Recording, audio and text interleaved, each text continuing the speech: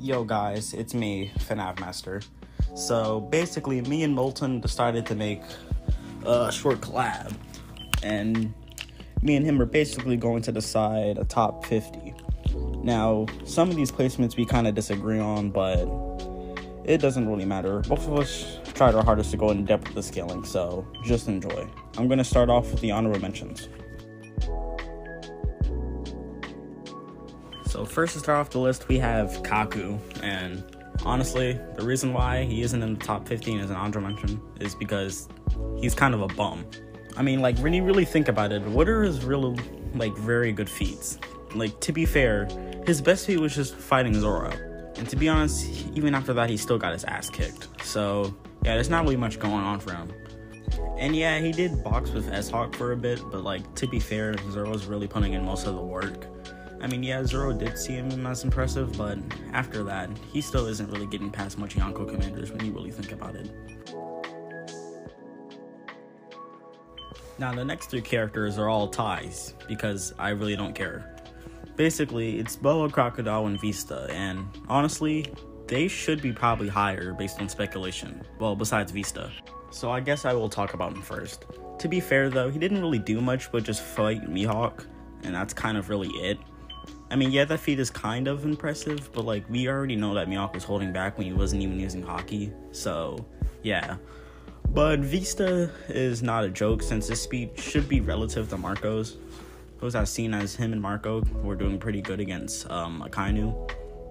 But yeah, I think that's really all for Vista. Boa, Hancock, and Crocodile on the other hand, though, well, they're just based on speculation. I do think Crocodile should probably be higher than characters like Zoro and Sanji, but he does lack feet, so he can't really scale. And honestly, same for Boa, but to be fair, I think he's a bit lower than Sanji and Zoro. Now, Prime Moria is, well, I mean, he can clash with Kaido, but it was a young Kaido, and honestly, Odin can basically do the same thing and does, way better. Even though we didn't see the whole fight, it's pretty obvious that Kaido definitely slammed him or something. And even if the fight was an extreme diff, to be fair, it was still a young Kaido who would definitely get destroyed by characters like Law and Kid, not even going to lie. But I guess it is still a pretty impressive feat, so I'll give him the benefit for the doubt. But honestly, I don't feel like counting him in this list since it's going to be kind of hard to scale him based on one feat. Anyway, it's Molten's turn now to start the list, so I'm out of here. Hey, it's me, Molten. FNAF Master invited me onto this cool top 50 ranking. So, anyways, have fun with number 50 through 25, done by me, Molten Lord the One.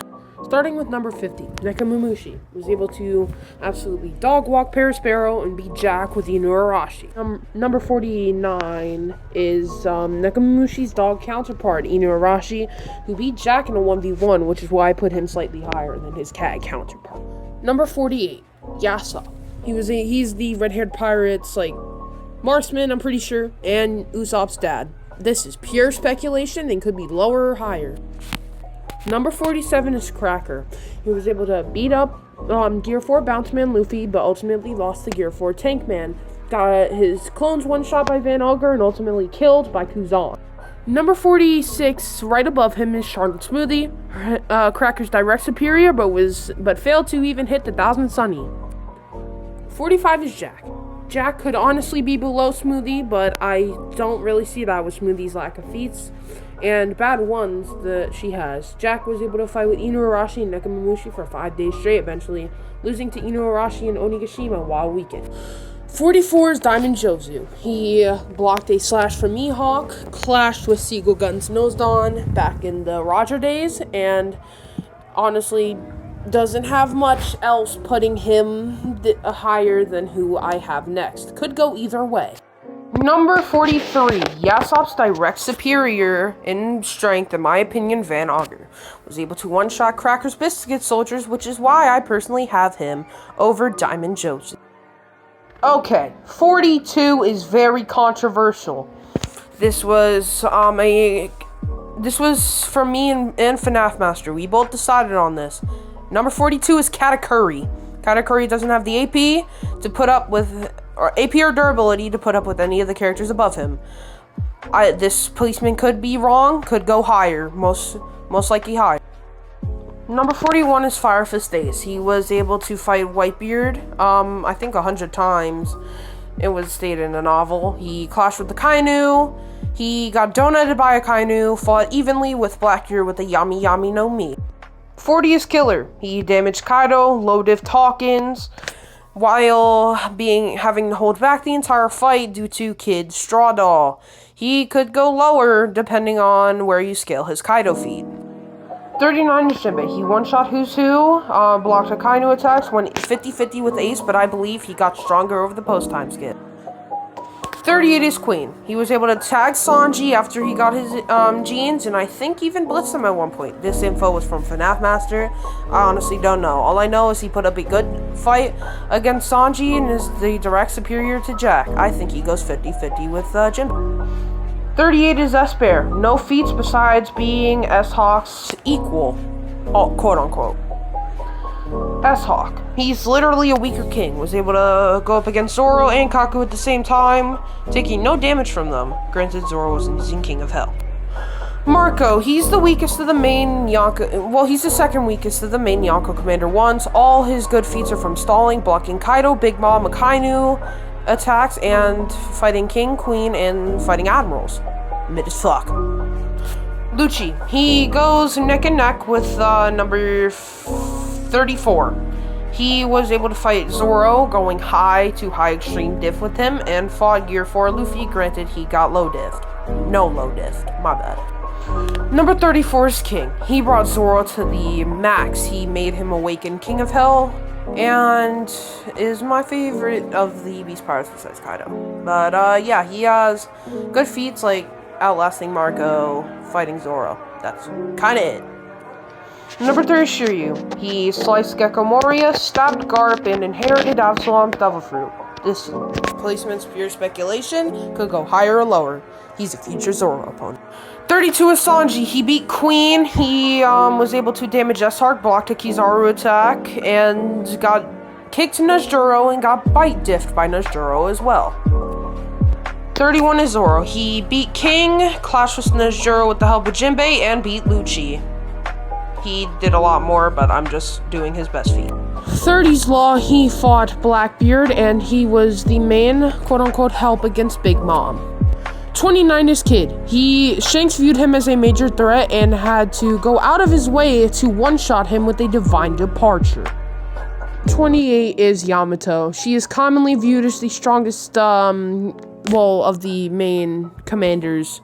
Even though she isn't one, she's viewed as one of the strongest on that level. Stalled Kaido, beat the shit out of Ulti, and stopped Kanjo's attempt to blow up Onigashima. 27 is Sabo, Monkey D. Dragon's right hand. He attacked the Gorosei. I don't think he forced them in a transformation. They just transformed as intimidation, and he fought Lucci for some time in the Reverie. 26 is Shanks' right-hand man, Ben Beckman. He stopped Kizaru, made him hold his hands up, and that's really all of his feats besides scaling above any Red Hair Pirates member besides Shank. Number 25 is Scopper's Gabon. Roger's left-hand man and clashed evenly with Odin, even though I would have Odin next. FNAF Master's gonna have to cover Odin next on his part. It has been fun doing this top 25, but I will see you once I post the full video. Take it away from here, FNAF Master. I'm back, bitches, and I'm here to continue the rest of the list, so hopefully you guys can enjoy.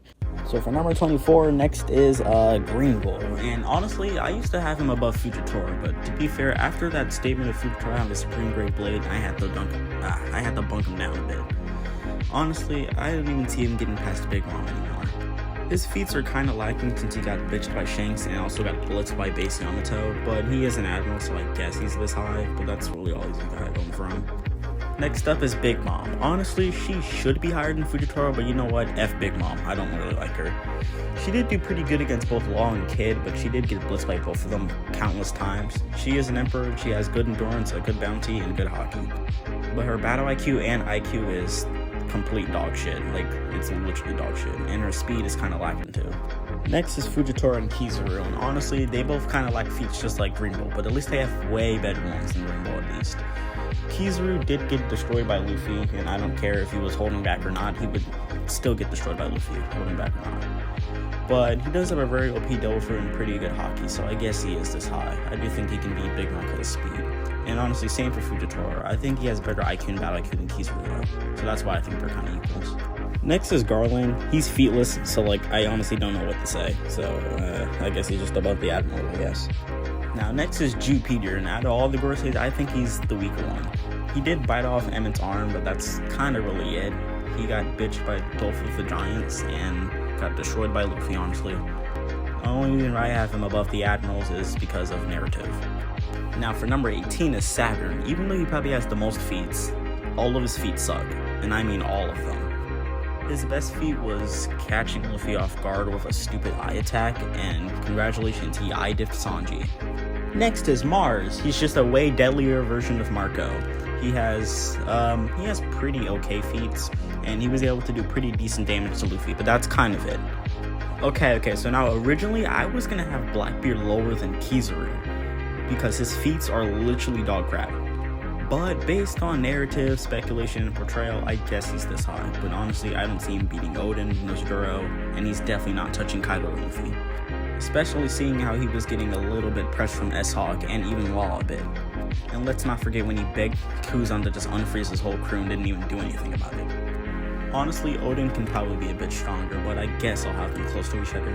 Anyway, next is Oden and Nosguro. They are both pretty strong. Oden was able to clash with Prime Whitebeard. He survived the Divine Depart from Roger, and he fought Kaido. He did not get one-shotted. I don't care what you say. He has bruises on him, and plus he was caught off guard and emotionally conflicted at the end. And for Nosguro, he has similar feats to Mihawk when cutting like half an island, but after that, that's kind of really it. I mean, he had a hockey clash with Zoro, and then got bitched by one of the Vegapunks, and even got blitzed by Sanji when he was literally yelling. Now, honestly, I have Prime Rayleigh a little bit higher, but Molten kind of disagreed, so I had to put him a bit lower. But it's whatever. I think Rayleigh has all three types of advanced hockey. He's very strong, and he's the right-hand man of Roger, so he has to be a very strong person. Not only that too, but he's also very smart and has great battle IQ, and is probably a very skilled swordsman. He even says that he can definitely take on Blackbeard and Kizaru in his prime, but definitely not in his old state. Alright, buckle your seatbelts because this one's going to be a very long one. So next is Kaido, Kuzan, and Luffy, and they're all pretty relative. Honestly, in my genuine opinion, I have Kuzan slightly above these two. Molten has Kaido slightly above these two. And Luffy, fuck Luffy. Anyway, I will say though that out of all the feats, Kaido definitely has the best one. But we already know out of portrayal, Luffy has the best out of these three. But if you were going down by feats, yeah, Kaido could be a bit stronger, but this is not only just feat scaling, especially seeing how there's featless characters. So, since this is my part, I'm going to talk about how Kuzan slightly beats these two. For Luffy, it's kind of obvious. Kuzan's able to go toe-to-toe with Akainu, who I think is stronger than all three of these guys, for like 10 days, while Luffy can barely even go with Kizaru for 30 minutes. I mean, yeah, Luffy still won the fight, but like, it's still like 30 minutes, bro. And there's even feats and statements saying that Kuzan's strength is basically equals to Prime Guard. So, yeah. But I will say that Luffy definitely has the best hockey out of the three, but Kaido has some pretty good experience, durability, and endurance, and of course feats. So all three of these guys can really go either way. To be fair, there's really no point of explaining Akainu. He's just a more offense version of Kuzan, and that's kind of really it. He still has some very good hockey. He did get kind of bitched by Whitebeard, but he was able to do some good damage back, and even get right back up, and then fight the commanders too. Now we have War Curry, who, out of all the Goroseis, have the best feats. Though I do think Fleet Admiral should be slightly above the Gorosei. It doesn't really matter, I guess. War Curry has probably better durability than Kaido. I don't know about endurance, though. He definitely has the best feats, seeing how Luffy can literally not damage him. Though an ancient robot can, but to be fair, I don't think his bulky skin is, like, connected to his trunks. I don't fucking know how boards work, so it doesn't really matter, though. Because he's pretty strong, honestly. I mean, what else do you really want from me? Good feats, good narrative, and portrayal. So yeah, that's all you're really getting. Oh yeah, he can regenerate just like all the other Goroseis too. So until someone figures out how that works, he's basically untouchable.